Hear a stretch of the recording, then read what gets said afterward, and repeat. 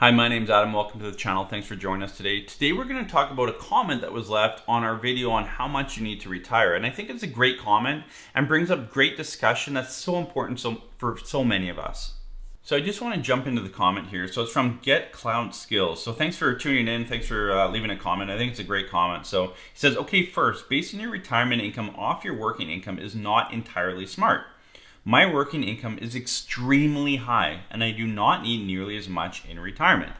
And this brings up a good point. So in that video that we did, we talk about usually people when they transition to retirement need that 60 to 70% of what they were making before retirement. But as Get Cloud Skills mentioned, he has an extremely high income. So let's say he makes $500,000 a year, which would be an extremely high income. Obviously, he doesn't need 70% of $500,000 in retirement, okay? So be aware of that. If you're in a high income level, you're probably not going to need $70,000 or 70% of your current income. Obviously, that's going to be way too much. He doesn't need over $300,000 in retirement, or hopefully not anyway. So a couple things to keep in mind and a couple notes I want to make on this comment, and just for all of you watching this video. If you're in a high income level, and it could be 500,000, it could be 150,000. If you are in a high income level and you plan retirement to be, let's say you're making 500,000, retirement, you want the 100,000. So it's still a very good income in retirement. Obviously when you're making 500,000, half of that goes to taxes. So you're left with 250,000. So, that's obviously a big hit right there. But you're probably also pumping a lot of money into your retirement savings, hopefully thousands of dollars every single month. Obviously, when you transition to retirement, you don't have to put money into savings for retirement because you're already there. So be aware of that. There's not that savings component as well.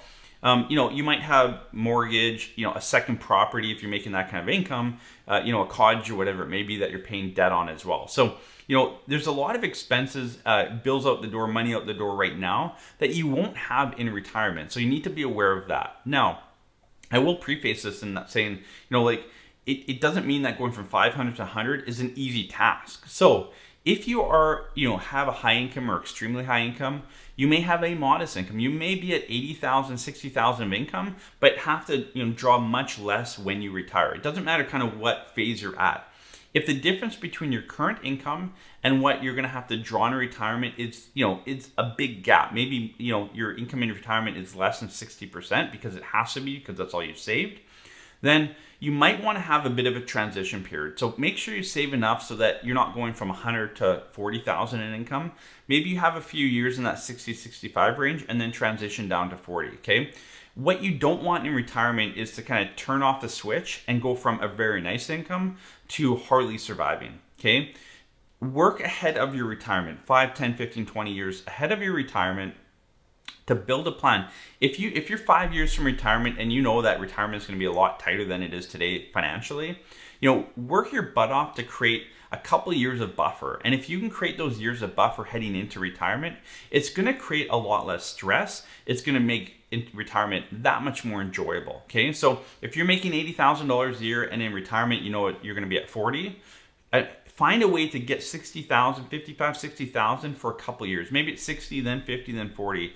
Have a few years of transition. We've had to do this with a few clients. It made a huge difference. It wasn't, if you run it into retirement going from 100 to 40 or from 500 to 80,000, it's going to feel like hitting a brick wall, and you don't want that, okay? Financial stress and the psychological change of entering retirement is huge. Okay, the less we can kind of create that, the more we can buffer it, the better off you're going to be. So, as he mentioned here, I'll just jump back to the comment here. So, my working income is extremely high. That's great. That's awesome.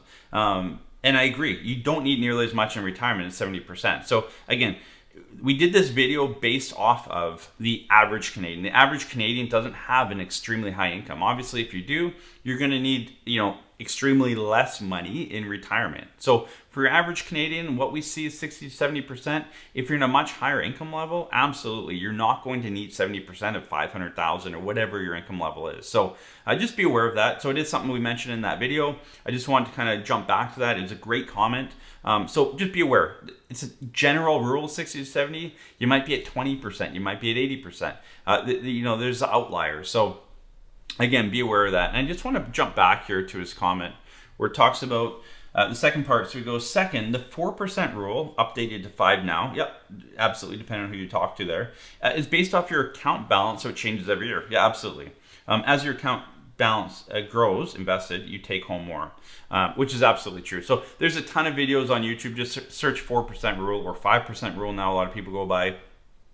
Tons of videos on there. We're not going to do one on that. It's not really something that we put into our practice. It's not a great strategy in my opinion. But again, everyone has their own interpretation of it. If that works for you, if the 4% rule or 5% rule works for you and it kind of is something you can wrap your head around, absolutely run with it. But yeah, watch a couple of videos on YouTube. You'll get a great understanding of what is the 4% rule, what is the 5% rule, how does it work, should I apply it to my retirement plan. So anyway, great comment. We appreciate the comments. We appreciate you guys tuning in. If you leave a comment, we will get back to you. If we think it's something that we should share with all of you, like this video, we'll create a future video on it and make sure that we provide feedback. So yes, be aware that in general, you need about 60 to 70% of your current income when you retire. But there's those outliers. If you're in a really high income, or if you're quite low, you might need 80% if you're quite low. You might need 20% if you're quite high. So just be aware that it's a general rule, but it's good because most of us fall into kind of that middle general rule. Again, if you're an outlier, you're going to need a bit less or a bit more. So thanks for joining us in this video. Hopefully you enjoyed it. We'll see you in the next one.